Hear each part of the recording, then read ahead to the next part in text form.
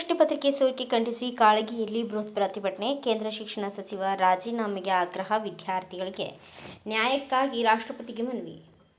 Neat ಪ್ರಶ್ನೆ ಪತ್ರಿಕೆ ಸೋರಿಕೆ ಪ್ರಕರಣವನ್ನು ಖಂಡಿಸಿ ಕೇಂದ್ರ ಶಿಕ್ಷಣ ಸಚಿವ ಧರ್ಮೇಂದ್ರ ಪ್ರಧಾನ್ ಅವರು ನೈತಿಕ ಹೊಣೆ ಹೊತ್ತು ರಾಜೀನಾಮೆ ನೀಡಬೇಕು ಹಾಗೂ ಪರೀಕ್ಷೆಯಲ್ಲಿ ಅನ್ಯಾಯಕ್ಕೊಳಗಾದ ವಿದ್ಯಾರ್ಥಿಗಳಿಗೆ ನ್ಯಾಯ ಒದಗಿಸಬೇಕು ಎಂದು ಆಗ್ರಹಿಸಿ ಯುವ ಜನ ಒಕ್ಕೂಟ ಕಾಳಗಿ ಘಟಕದ ನೇತೃತ್ವದಲ್ಲಿ ಗುರುವಾರ ಪಟ್ಟಣದಲ್ಲಿ ಬೃಹತ್ ಪ್ರತಿಭಟನೆ ನಡೆಯಿತು. ಪಟ್ಟಣದ ಹಳೆ ಬಸ್ ನಿಲ್ದಾಣದಿಂದ ಡಾಕ್ಟರ್ ಬಿ.ಆರ್. ಅಂಬೇಡ್ಕರ್ ವೃತ್ತದವರೆಗೂ ಮಾನವ ಸರಪಳಿ ಮೂಲಕ ಪ್ರತಿಭಟನಾ ಮೆರವಣಿಗೆ ನಡೆಸಿ ನೀಟ್ ಪರೀಕ್ಷೆಯಲ್ಲಿನ ಅಕ್ರಮವನ್ನು ಖಂಡಿಸಿ ಘೋಷಣೆಗಳನ್ನು ಕೂಗಿದ್ರು. ಬಳಿಕ ಕಾಳಗಿ ಗ್ರೇಡ್ 2 ತಹಸೀಲ್ದಾರ್ ರಾಜೇಶ್ವರಿ ಅವರ ಮೂಲಕ ರಾಷ್ಟ್ರಪತಿಗೆ ಮನವಿ ಸಲ್ಲಿಸಿ ಅಕ್ರಮಗಳಿಗೆ ಕಾರಣರಾದವರ ವಿರುದ್ಧ ಕಠಿಣ ಕ್ರಮ ಕೈಗೊಳ್ಳಲು ಒತ್ತಾಯಿಸಿದರು. ಇದೇ ವೇಳೆ ಅನೇಕ ಮುಖಂಡರು ಪ್ರತಿಭಟನೆ ಉದ್ದೇಶಿಸಿ ಮಾತನಾಡಿದರು. ಈ ಸಂದರ್ಭದಲ್ಲಿ ಗ್ಯಾರಂಟಿ ಸಮಿತಿ ಅಧ್ಯಕ್ಷ ರಾಘವೇಂದ್ರ ಗುತ್ತೇದಾರ್, ಯುವ ಕಾಂಗ್ರೆಸ್ ಅಧ್ಯಕ್ಷ ಪ್ರದೀಪ್ ಡೊಣ್ಣೂರ್, ಶರಣು ಮಜ್ಗಿ, ಅವಿನಾಶ್ ಕೊಡದೂರ್, ಗುರು ನಂದೀಶ್ ಕೋನಿನ್, ಗಂಗಾಧರ್ ಮಾಡಬೂಳ್, ಶಾಂತಕುಮಾರ್ ಸಾಲಹಳ್ಳಿ, ಗಣಪತಿ ಹಾಳಕಾಯಿ, ಪ್ರಶಾಂತ್ ರಾಜಾಪುರ್,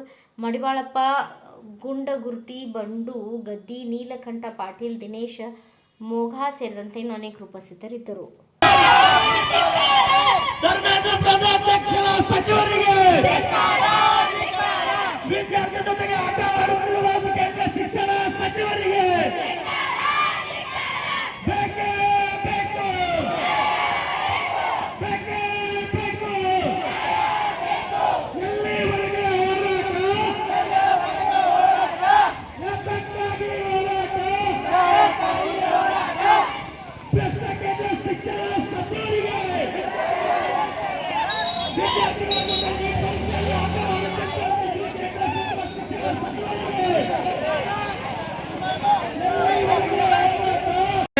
ಯುವಜನ ಹೋರಾಟ ಒಕ್ಕೂಟದ ವತಿಯಿಂದ ಬಹಳ ತುರ್ತಾಗಿ ಹೋರಾಟವನ್ನು ಹಮ್ಮಿಕೊಂಡಿದ್ದೆ.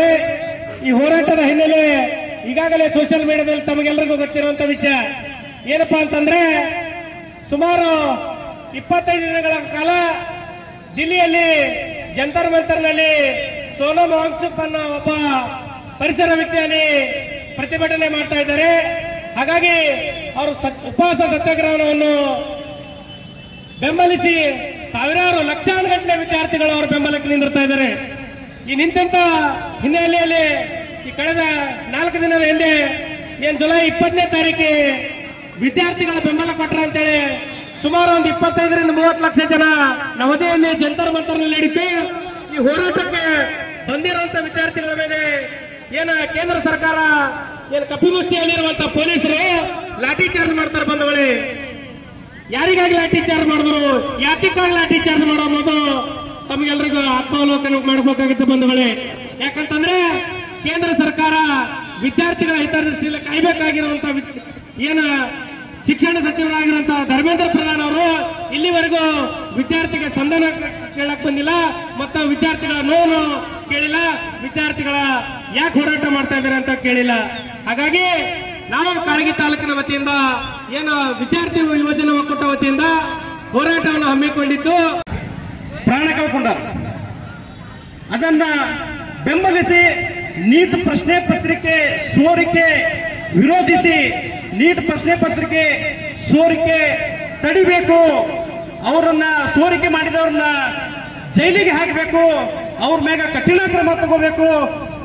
ಅಲ್ಲಿ ನೀಟ್ ಪರೀಕ್ಷೆ ಶಿಕ್ಷಣ ಸಚಿವರಾದಂತ ಧರ್ಮೇಂದ್ರ ಪ್ರಧಾನ್ ಅವರ ರಾಜೀನಾಮೆ ಪಡಿಬೇಕಂತೇಳಿ ದೆಹಲಿಯಲ್ಲಿ ಜಂತರ್ ಮಂತರ್ನಲ್ಲಿ ನಡೀತಕ್ಕಂಥ ಹೋರಾಟಕ್ಕೆ ಬೆಂಬಲಿಸಿ ಇವತ್ತು ನಾವು ಕಾಳಗಿದಾಗ ಹೋರಾಟ ಹಾಕೊಂಡಿದ್ವಿ. ಈ ಒಂದು ಹೋರಾಟವನ್ನು ಉದ್ದೇಶಿಸಿ ಮಾನ್ಯ ತಹಸೀಲ್ದಾರರು ಕಾಳಗಿಯವರ ಮುಖಾಂತರ ವಿಷಯ ದೇಶದ ಭವಿಷ್ಯವಾದ ವಿದ್ಯಾರ್ಥಿಗಳ ಮೇಲೆ ಲಾಠಿ ಚಾರ್ಜ್ ಮಾಡುವುದನ್ನು ಖಂಡಿಸಿ ಕೇಂದ್ರ ಶಿಕ್ಷಣ ಸಚಿವರಾದ ಧರ್ಮೇಂದ್ರ ಪ್ರಧಾನ್ ರಾಜೀನಾಮೆಗೆ ಆಗ್ರಹಿಸಿ ನಡೆಸುತ್ತಿರುವ ಪ್ರತಿಭಟನೆ.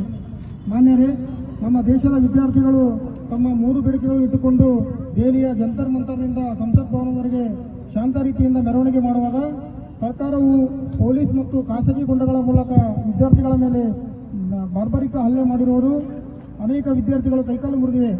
ವಿದ್ಯಾರ್ಥಿನಿಯರು ಎಳೆದಾಡಿ ದಾಳಿ ಮಾಡಿರುವವರು ಈ ಕ್ರೂರ ದಾಳಿಯನ್ನು ಮಾನವೀಯ ಮನಸ್ಸುಳ್ಳವರು ತೀವ್ರವಾಗಿ ಖಂಡಿಸಲೇಬೇಕಿದೆ.